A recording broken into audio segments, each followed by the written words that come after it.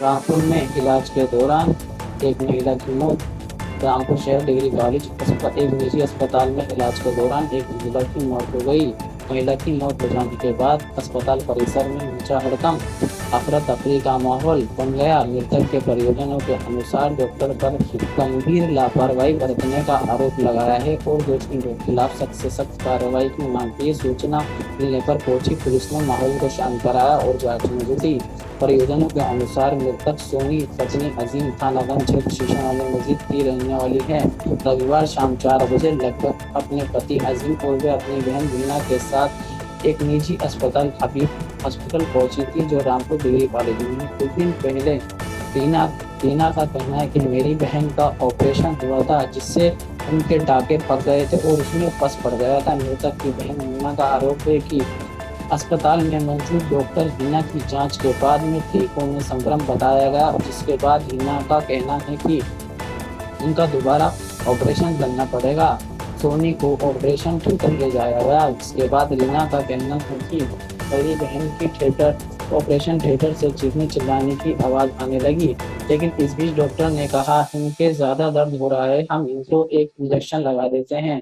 रीना ने कहा कि और डॉक्टर के इंजेक्शन लगाने के बाद मेरी बहन की कोई आवाज नहीं आई, लेकिन उससे कुछ देर बाद जब मैं ऑपरेशन थिएटर में पहुंची और मैंने देखा कि मेरी बहन के तो कुछ सांस या कोई हलचल नहीं है।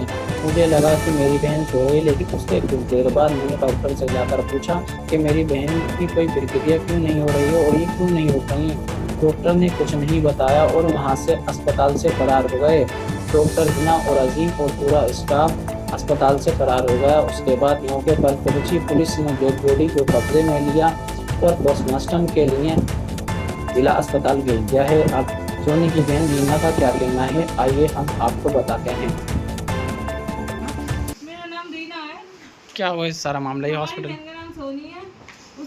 उसका हल्के से टाका फूल गया था ऑपरेशन का, इतना सा फूल गया था, उसमें हल्की सी पस आ गई थी। हम जब लेके गए वो खुद सुबह गई थी तो बोली चीरा लगेगा तो शाम को आ जाना, पस निकाल देंगे हम।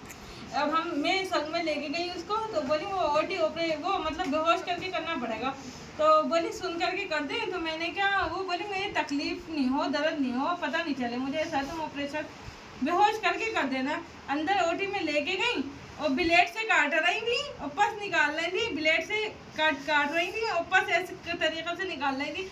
हम बाहर थे, सब ओटी में थे। फिर एकदम हलचल मची, उन्होंने अपने मियाँ को बुलाया और जल्दी से ये कह रही थी कि क्या नाम है मुझे दवा चलो, मुझे दवा। मैंने कहा भाई बताओ क्या हो गया। मैंने उनसे ये भी पूछा कि पस बताइए किस वजह से ये पस हो गई है, ताकि इंसान आगे को ध्यान रखे कि किस खान पीन से या पानी से किस चीज़ से हो गई। तो बोली मैं थोड़ी बताऊंगी, तो ये बताइए कौन बताता, वही तो बताती, बल्कि बोल ही नहीं रही थी जबरदस्ती। मैंने कहा ये क्या तरीका है, आप बोल नहीं रही हैं, बता नहीं रही हैं। तो बोली अभी अंदर फिर बाहर भेज दिया, बोली आप जाइए हम कर रहे हैं अभी काम।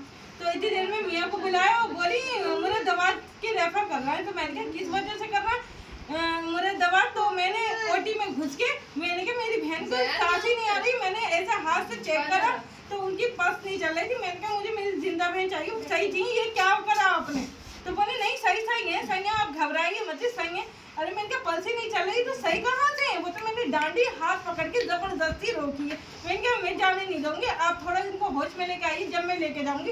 इतनी देर में बस ये कहा है डांडी रखी है, इतनी देर में ये 9-11 होगा, दोनों मियाँ बीवी। एक डॉक्टर है, उनकी बीवी का नाम मुझे नहीं पता, अजीम डॉक्टर है, ये इधर रहती शीशावाली मस्जिद के जस्ट सामने। हीना नाम है उनका। अच्छा, जिन्होंने ये ऑपरेशन इन्होंने नहीं करा है, 4 साल हो गए थे ऑपरेशन को। बेटी आई हुई थी एक, ये बेटी है उनकी। हम ये चाहते हैं कि क्या में इनको सख्त से सख्त सजा मिली जाए और इनका हॉस्पिटल बिल्कुल सील करा जाए, ताकि जो हमारे साथ घटना घटी है वो किसी और के साथ ना घटे। तो किसकी लापरवाही मैं मानती हाथ जोड़ के सबसे रिक्वेस्ट करती हूँ अजीम डॉक्टर के पास कृपया करके कोई ना जाए। हैं? ये किसकी लापरवाही मानती हैं आप? ये डॉक्टर ने की है अच्छा, बिल्कुल। ये पिटेगी।